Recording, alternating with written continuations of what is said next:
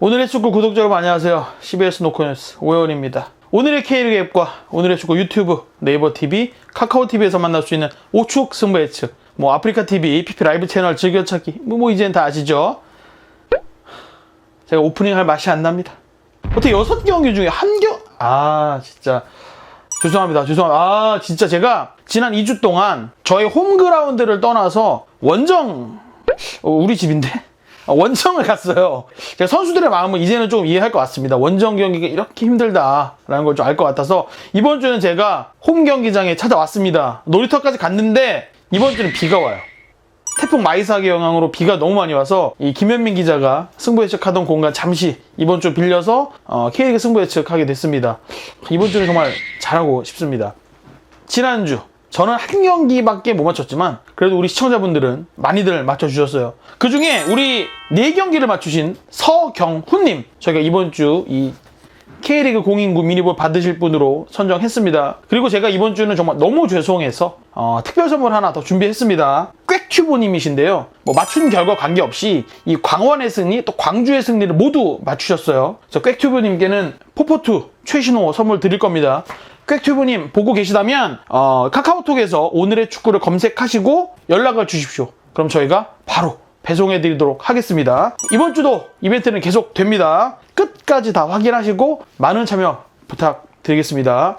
그럼 하나원큐 K리그1 2020 19라운드 승부 예측 시작하겠습니다. 제가 가장 먼저 소개할 경기는 상주와 수원의 경기입니다. 상주는 최근에 주전 선수들이 전역을 앞두고 치렀던 8월 2승 1무 2패 거뒀습니다. 지난주 최하위 인천에 승리하기 전까지 약간 하락세였거든요. 그런데 인천을 잡고 반등할 수 있는 그런 좋은 기회를 잡았습니다. 특히 오현규 이런 새로운 얼굴들의 활약이 굉장히 준수합니다. 상주는 다행스럽게도 8월에 나란히 부진했던 4위 포항, 또 5위 대구 덕에 3위 자리를 지킬 수 있었거든요. 이 두 팀, 포항과 대구가 이번 주에 경기를 합니다. 그런 만큼 상주도 이번 주에는 승점이 필요합니다. 수원은 부산과 지난 홈 경기에서 제 예상을 깨고 정말 3대1 대승을 거뒀습니다. 수원 치고 3대1이면 대승이에요.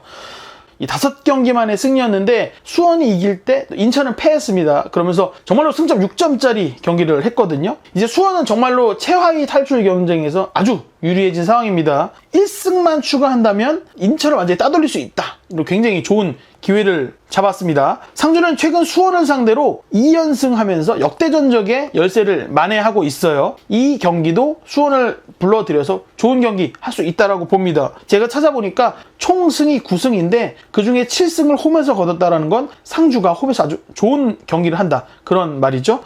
수원에게는 사실은 이 경기가 올 시즌에 어떻게 보면 운명이 걸린 아주 중요한 경기라 할 수 있겠습니다. 이 경기가 남은 경기들을 좀 편하게 치를 수 있는 그런 기회를 줄 수 있는 아주 중요한 경기라고 생각을 합니다. 사실은 수원이 상주를 압도한다라고는 보기 어렵습니다. 하지만 제가 앞서 말씀드렸던 수원에 승리해야 되는 이유, 각성 효과 봤을 때 저는 굉장히 이 경기 박빙의 승부를 예상합니다. 그러면서 조금은 이변으로 시작해보고 싶습니다. 이길 수는 없지만 무승부 1점씩 가져가는 무승부를 제가 처음 예상해보겠습니다.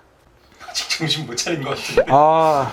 이거 제가 볼 때 수원이 이기기 힘들거든요. 근데 수원이 부산 경기 잘하더라고요. 특히 후반전 잘하더라고요. 그래서 박빙만.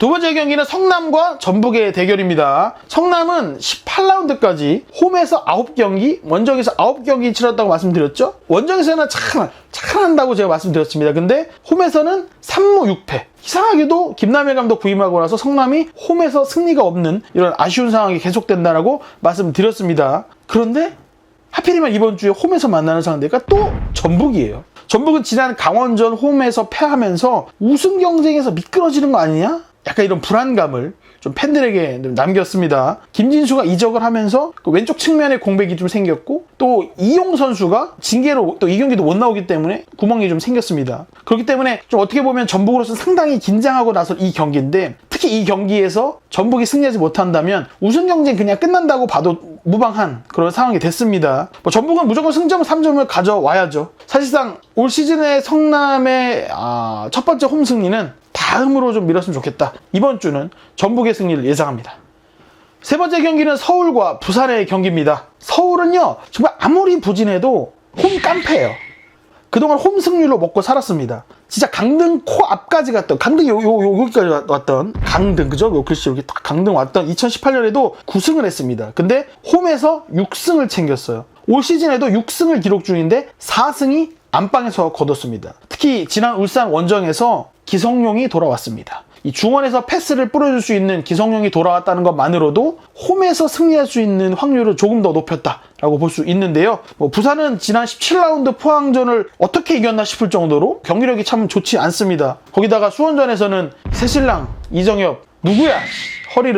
새신랑 허리를 이정엽 선수가 이 경기에 나올지가 굉장히 불투명한 상황입니다. 이정엽 선수가 없다면 최전방을 누가 맡을 것이냐 굉장히 고민스럽다고 봅니다. 빈치싱코 선수가 있긴 하지만 빈치싱코 선수도 경기에 나와서 좋은 모습을 못 보여줬거든요. 그렇기 때문에 저는 이 경기에서 서울이 부산을 꺾고 상위 스프릿 경쟁을 할 수 있는 위치까지 올라갈 수 있지 않을까 아주 정말 조심스럽게 예상해봤습니다.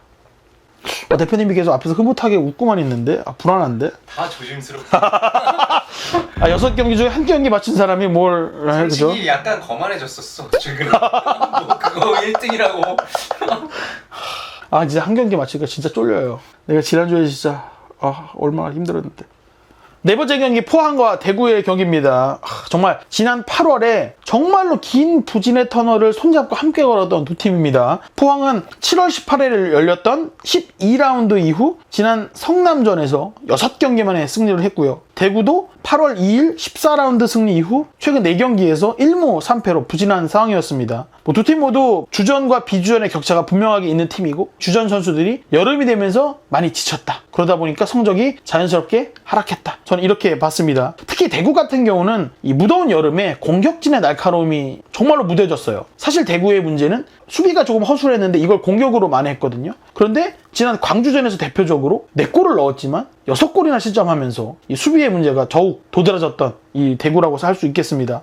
포항은 제가 살펴보니까 올 시즌 비기거나 지는 경기에서도 골을 넣었더라고요. 대구를 상대로 최근 성적이 좋지는 않았습니다만 이런 흐름이라면 포항이 근소하게 승점 3점을 얻으면서 부진에서 또 탈출하는 또 그런 모습을 보여줄 수 있을 것이다 예상했습니다. 5번째 경기 강원과 인천의 대결입니다. 강원은 지난 전북 원정에서 무려 7경기 만의 승리로 정말 기분 좋은 승리를 거뒀습니다. 김백수 감독님, 제가 볼 때 그 마스크를 얼굴 가렸지만 정말 좋아하고 있지 않았을까라는 생각을 하거든요. 특히 전북전은 이 김병수 감독의 용병술, 전술의 승리였다라고 생각을 합니다. 그렇기 때문에 감독에게도 선수들에게도 단순한 승점 3점 이상의 좀 의미, 자신감 이런 걸 굉장히 북돋워 줄 수 있었다라고 생각합니다. 대구, 수원전 연승으로 좀 인천은 분위기가 좋았죠? 그런데 상주의 공격 축구에 무너졌습니다. 문선민을 막지 못한 게 굉장히 뼈아팠고 그렇기 때문에 3연승 도전이 좌절됐는데 저는 강원이 이 점을 유심히 봤다라고 생각합니다. 물론 수비의 핵인 임채민이 징계로 나설 수 없는 점은 아쉽지만 강대 강의 대결이라면 분명 인천보다는 강원이 앞선다는 거죠. 특히 올 시즌 평균 득점에서 강원은 인천보다 크게 우위에 있습니다. 이 상주전의 실점 장면을 이용한다면 이 경기에서 강원이 대량 득점에 또 성공할 수 있다라고 생각합니다. 또 강원의 홈 승률이 인천의 원정 승률보다 더 좋았던 올 시즌의 흐름, 이 경기에서도 분명 재현될 거다. 저는 그렇게 예상했습니다. 마지막 경기는 울산과 광주의 대결입니다. 광주는 지난주에 대구를 상대로 10골 주고받는 난타전 펼치면서 승리했지만 하필 이번 주에는 울산을 만납니다.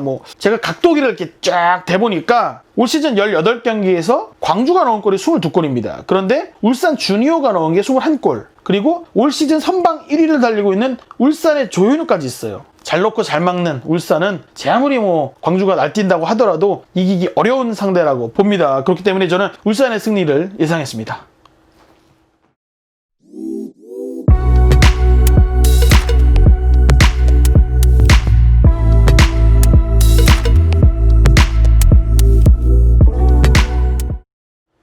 자, 저희 예측은 끝났습니다. 이제는 여러분들이 예측하실 차례인데요. 오늘의 축구 유튜브 댓글에 오셔서 여러분들이 6경기 예측한 결과를 남겨주십시오. 제가 맞춘 경기 이상 맞춘 분들 추첨을 통해서 K리그 029 미니볼 선물로 드리겠습니다. 물론 많이 맞추신 분들 우선으로 저희가 선물 드리지만 소신껏 맞춰주시는 분들에게도 저희가 소정의 선물 드릴 수 있다는 점 공지해 드립니다. 우측 승부 예측은 오늘의 K리그 앱을 통해서도 만날 수 있습니다. 그럼 저는 다음 주 20라운드 승부 예측으로 돌아오겠습니다.